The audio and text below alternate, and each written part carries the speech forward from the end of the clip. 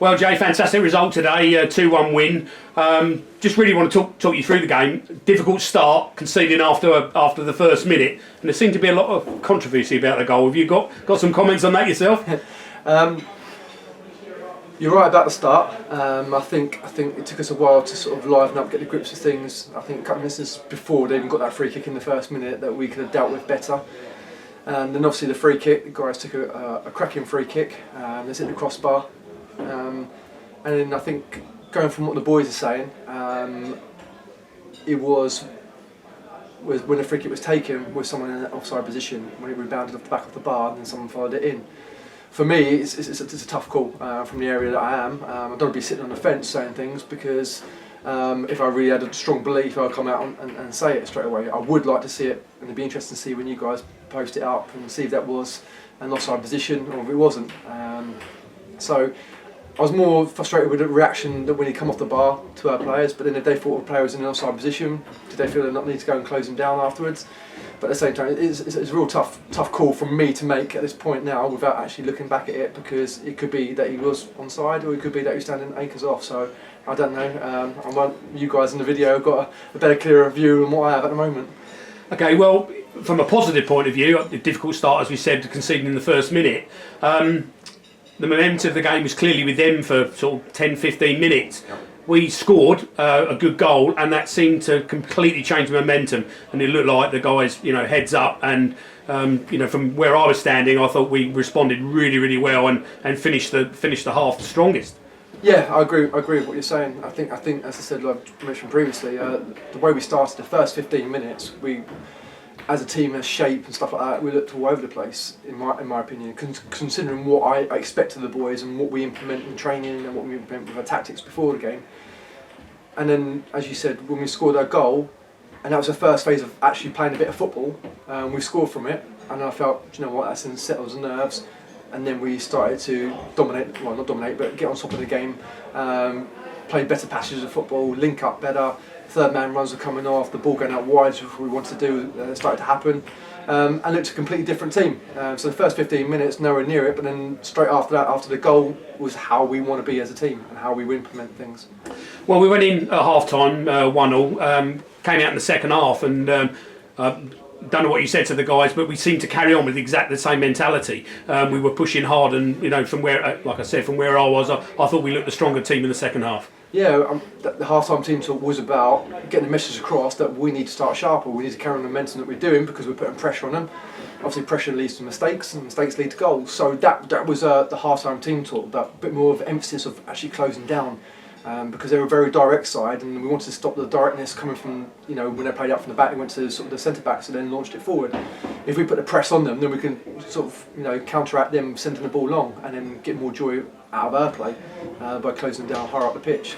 So that's how I expect us to be starting the game, not just the second half. But at the same time, I win and change rooms after the game and give the boys sort of the respect they deserve because they managed the game really well, I thought, especially when we went down to 10 men and played a very good, clever game plan, and the game management was superb.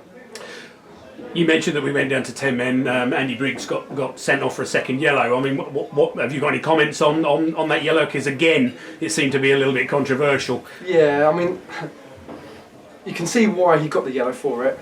Yes, it's a soft yellow to get as a player, as you know. But all you would do is stand in front of the ball, slow and play down.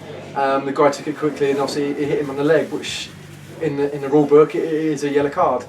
Obviously he'll learn from that. We learn together as a team from that. I've got no bad words to say about him doing that. Apart from that, that's his learning curve as he grows into men's football and learns how to deal with his game a little bit better sometimes like that. But as I said, when we went down to 10 men, we were superb. We didn't just fold. We still tried to hit on the counter. We banked up nicely. The wide players tucked in and made it more compact in the central areas. And then Aaron and with Mason coming on were sort of the outlets for us. Great result today, as we said, winning 2-1 at home. Looks like you've had a very busy week in the transfer market. Can you tell us a bit more about the guy you've already mentioned, Mason, who came on and showed a lot of energy and looked really good out there. But couple of other signings that we haven't mentioned. Can you tell us a little bit more about those? Yeah, sure. Well, Mason obviously coming from Worthing for us. He got introduced to men's football last year at Three Bridges.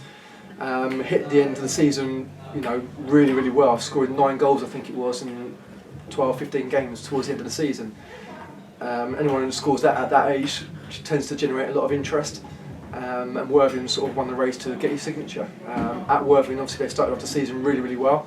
And his chances have sort of been limited to get into the first team there at the moment, because obviously he's still getting into some first team football and obviously hitting very, Robin Prim in a very good sort of way at the moment. So the question for him was, can he get himself out and get some more games? Know of him as a player, knows a goal scorer, which he scored today, which I was really pleased for him. And his energy was brilliant when he came onto the pitch, so he never gave the defensive moments rest. Other players that we signed Kay Conter, who was with me at Met Police. So him and Harry Pollard, who we signed the other week, both played a centre-back partnership for us. One defensive team of the month just before we left and come to Burgess Hill.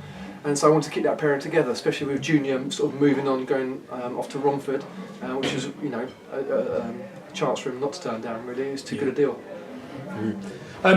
We move on to another player that we know very well here, Dan Beck. Saw that he was included and he was on the bench today. Can you tell us a bit more about that? Because a lot of fans are asking the question, is he around, isn't he around? Dan's back with us. Right. He come to training last week, started on Tuesday after a bit of time out. Trained really well on Tuesday, trained really well on Thursday, and we know it's going to be a bit of a process getting him to match fitness, but I think, as everyone knows and everyone's really excited about having him back, he's a quality player. He's sort of cool, calm, and collective on the ball. He's an older head, very experienced, and he's only going to benefit the team that we've got. We move on to next Saturday. The Tuesday game's been called off against Ramsgate because of their Velocity Cup exploits. Three Bridges away. We've already played Three Bridges in the Velocity Cup. What's your approach going to be to next week? Clearly, without giving too much away to them, but what's your approach going to be? Same as most of the games that we gear ourselves up for. We'll look at Three Bridges and where their weaknesses are, where our strengths are, and then we'll just keep working on that. For us, it's about keeping a mentality going of getting used to winning games. I think when that sets in, then you go into games believing you can win every game. Your performances go up 10, 15, 20%. So the approach for training this week will be keeping that winning mentality, still training hard because the standard in training has been absolutely excellent since I've been here, and the players are really brought into what we're doing really, really well. So we'll gear up Tuesday, Thursday for another big game on Saturday. Well, congratulations today, Jay. A win at home. You must be really, really pleased, and good luck next Saturday. Appreciate it. Thank you. Cheers. Thanks, mate.